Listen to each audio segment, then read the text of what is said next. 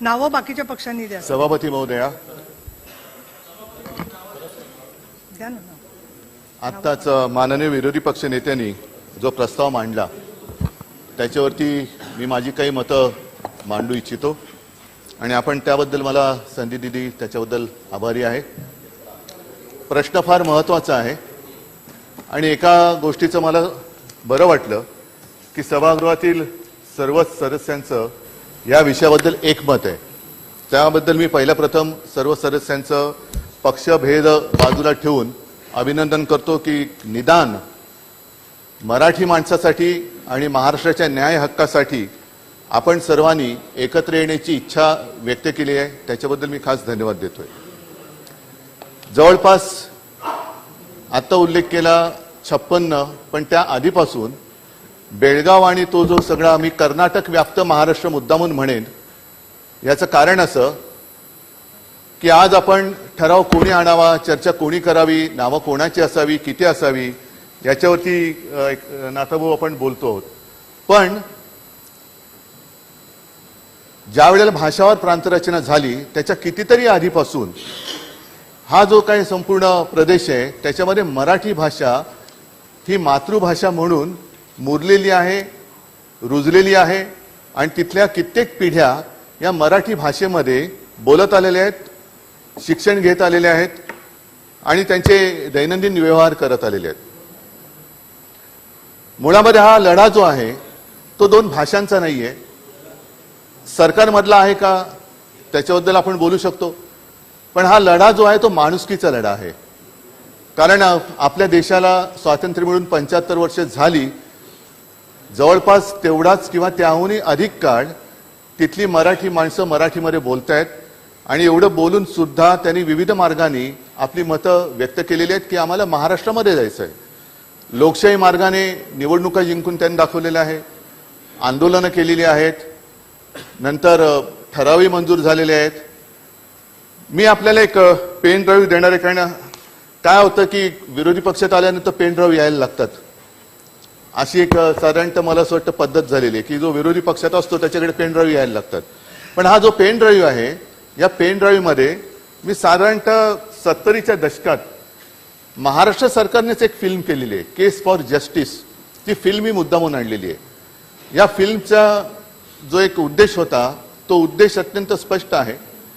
साधारणतः 18व्या शतकापासून तिकडे मराठी भाषा कशी वापरत आहे, मग जुन्या पाट्या त्याच्यामध्ये आहेत, जुने काही प्रशासकीय कामकाजाचे कागद जे मराठीमध्ये आहेत, इतर आणखीन काही महिला मंडळ कशी मराठीमध्ये होती, शाळा कशा मराठीमधल्या होत्या, इतर जी काही संस्था आहेत त्या कशा मराठीमधल्या, ह्याचे सगळे पुरावे त्याच्यामध्ये आहेत.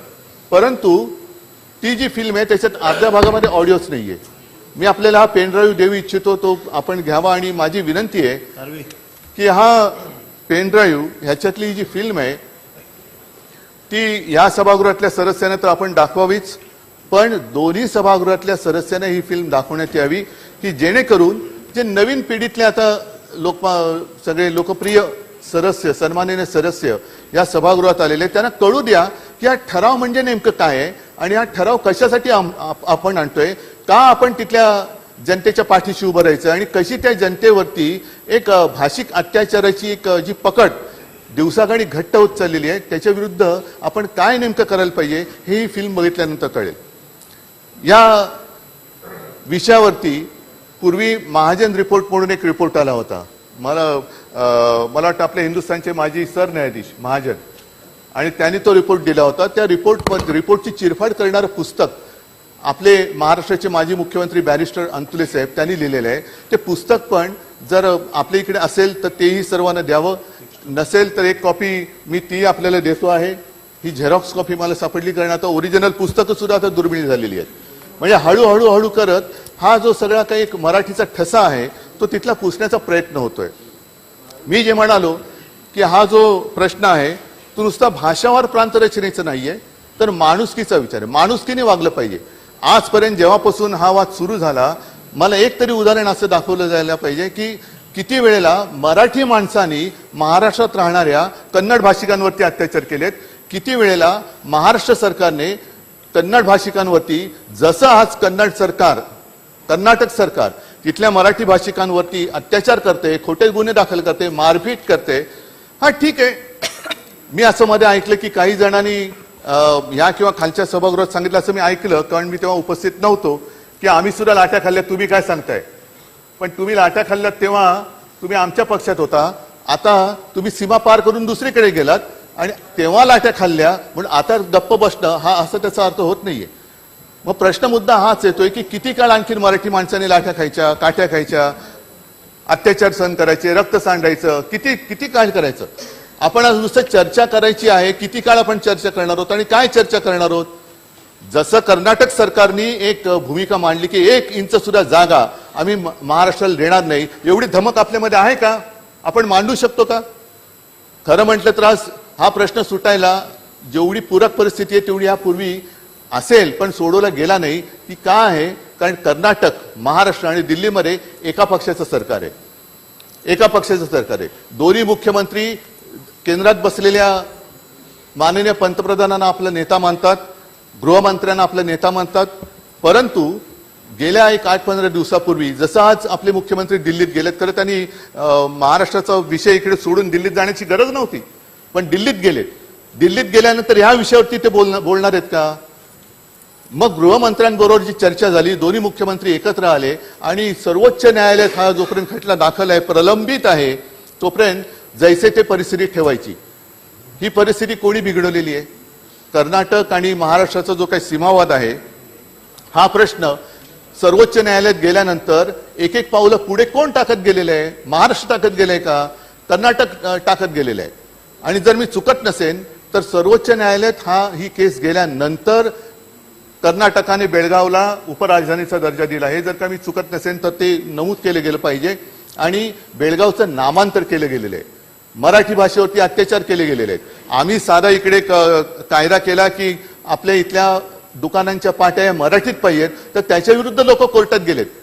पण तिकडे मराठीमध्ये पाटी लावली किंवा मराठीमध्ये बोललं, महाराष्ट्रात जायचं बोललं तर राजद्रोहाचा गुन्हा दाखल केला जातो. कुठे आहेत आपण.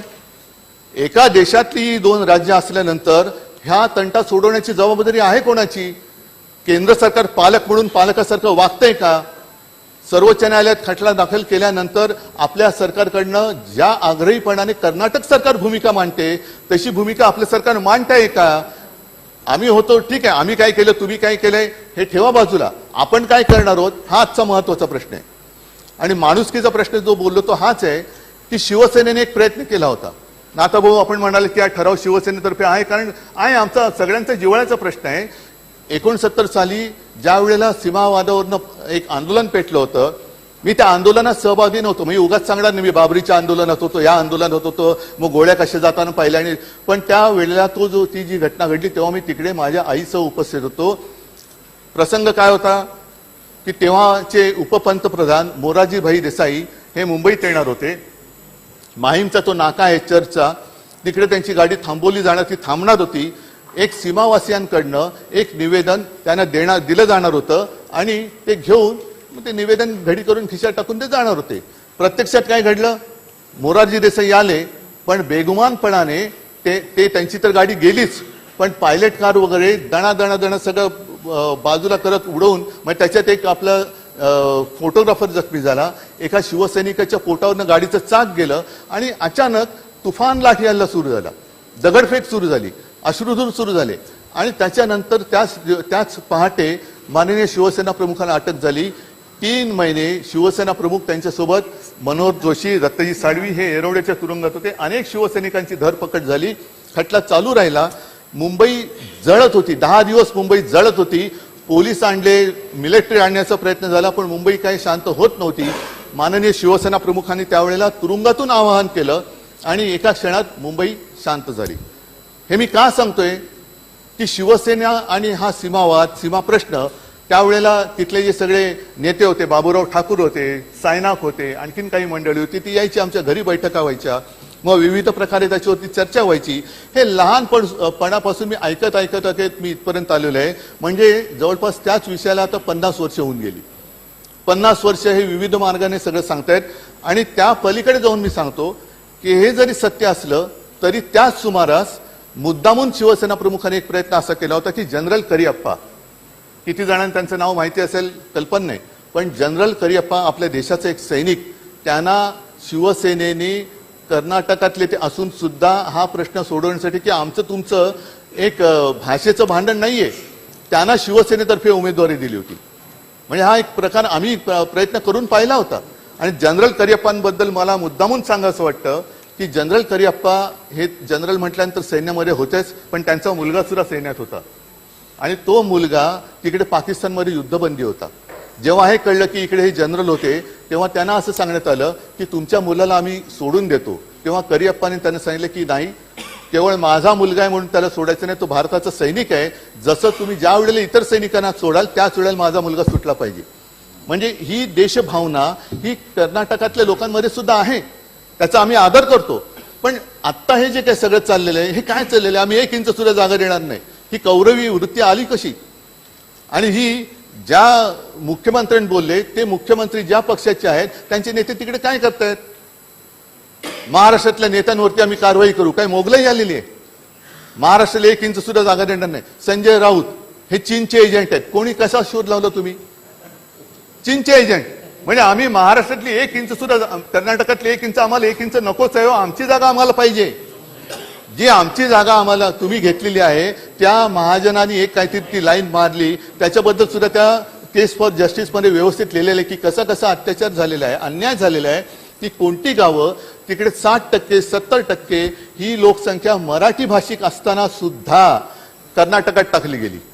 हे सगळं त्याच्यात दिलेलं आहे. पण हे नुसतं आपण ऐकत चाललंय. कर्नाटक पुढे चाललेलं आहे, विधानसौधा बांधते, उपराजधानी करते, बेळगावी करते, काही त्याच्यातनं निष्पन्न निघेल असं वाटत नाहीये. आणि खरंच आपल्याला या विषयामध्ये काही सोडवणूक करण्याच्या दृष्टीने पावलं टाकण्याची हिंमत आहे का? कारण ते मुख्यमंत्री जोरात बोलतायत, आमचे मुख्यमंत्री, मी राजकीय बोलत नाही, पण आमच्या मुख्यमंत्र्यांनी एक ब्र तरी आजपर्यंत या विषयावरती काढलंय का? बरं, हा मुद्दा सोडवणार कोण? मला ठराव तुम्ही मांडणार आहात, हा ठराव नेमका असणार आहे काय? काय आपण विचार केलेले, शब्दांकन केले का त्याचं? माझं मत आहे हा ठराव असाच असला पाहिजे की जोपर्यंत हा विषय सर्वोच्च न्यायालयात प्रलंबित आहे तोपर्यंत हा सगळा कर्नाटक व्याप्त महाराष्ट्र हा केंद्रशासित झालाच पाहिजे. ही मागणी या ठरावाद्वारे आपण केली पाहिजे आणि विधिमंडळाकडनं केंद्राकडे पाठवली पाहिजे. केंद्रशासित करा प्रदेश. कारण दरवेळेला हे अत्याचार होतात. आम्ही काय करतो, नुसत्या बसेसना काळं फासतो, दोन चार काचा फोडतो, पण तिकडे नाथा भाऊ, तिकडे त्या आपल्या मराठी माणसांना फरफटत नेलं जाते, लाठीमार केला जातोय. अगदी बेळगावच्या महापालिकेने महाराष्ट्रामध्ये जायचंय हा ठराव पास केल्यानंतर ती महापालिका बरखास्त करण्यात आली. आज मी ऐकतोय की आपल्या काही ग्रामीण भागातल्या काही त्या परिसरातल्या ग्रामपंचायतीने ठराव केले कर्नाटकात जाणार. काय करणार होतं आपण त्यांच्याबद्दल? काय त्यांच्याबद्दल आपण शिस्तभंग किंवा राजद्रोहाचा खटला टाकणार आहोत का, जसं तिथल्या महापौरांवरती टाकलं गेलं होतं? नाही, त्यांनी महापालिका बरखास्त केलीच ना. आपण ग्रामपंचायती बरखास्त करणार आहोत का? कोणत्याही पक्षाच्या असो. आम्ही एवढ्या ग्रामपंचायती जिंकल्या, आम्ही एवढ्या, हो तुम्ही जिंकल्यात, पण त्या जिंकलेल्या महापालिका ग्रामपंचायती जर महाराष्ट्राच्या विरुद्ध काही ठराव करत असतील तर तुम्ही अभिमानाने सांगणार आहात की ह्या आमच्या पक्षाने जिंकलेल्या ग्रामपंचायती आहेत का बरखास्त करणार आहात? काय करणार आहेत त्याचा सुद्धा निकाल आज लागला पाहिजे. आणि ठराव करणार असाल तर बाकी मला वाटतं चर्चा चरवण करू नका. ते च्युइंगम चावल्यासारखं काहीतरी तोंड हलवण्यासारखं करून त्यांची थट्टा करण्याची आता गरज नाहीये.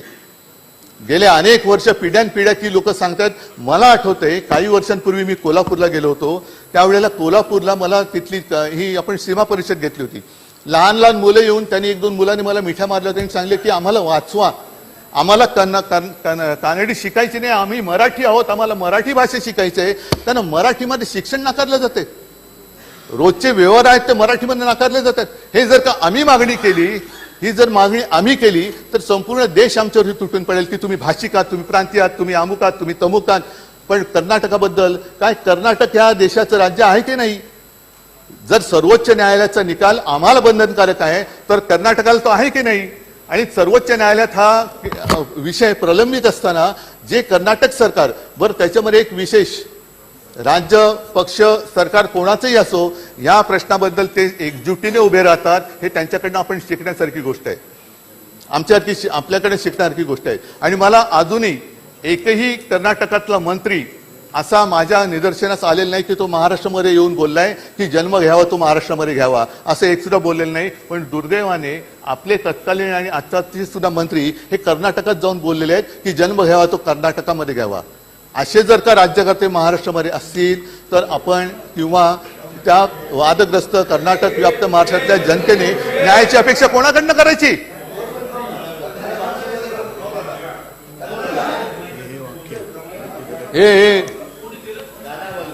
हे चंद्रकांत दादा म्हणतात जन्म घ्यावा तर कर्नाटकामध्येच. हुट्टिदरे कन्नड थांबा, जीभ अडकली तर माफ करा.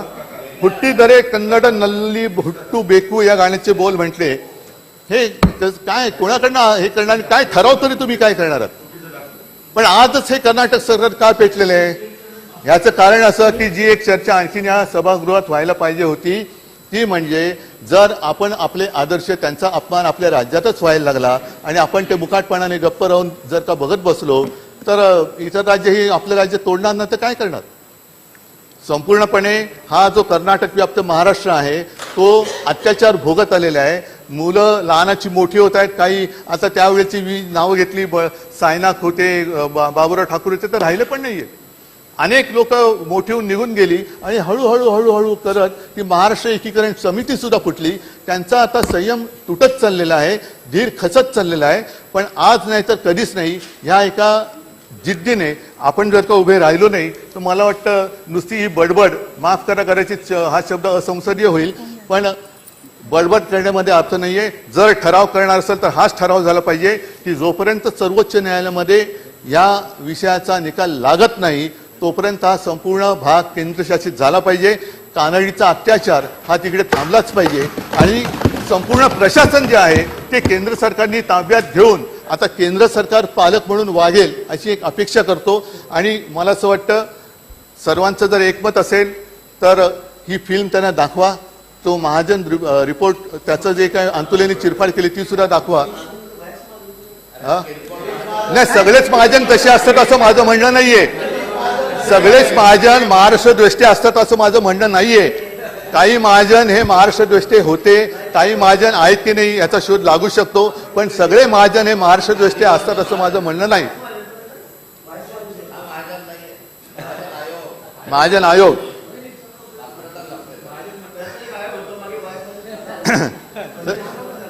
सगळेच महाजन तसे असतात असं नाही, पण म्हणून मी सांगतो की याची एक माहिती, कारण जर चर्चा होणार असेल, चर्चा करणार असू तर एका धाडसाने ती करण्याची गरज आहे आणि पूर्ण माहिती घेऊन ती करायला पाहिजे. बाकी चर्चा काय होणार त्यावेळेला तर मी असणारच आहे.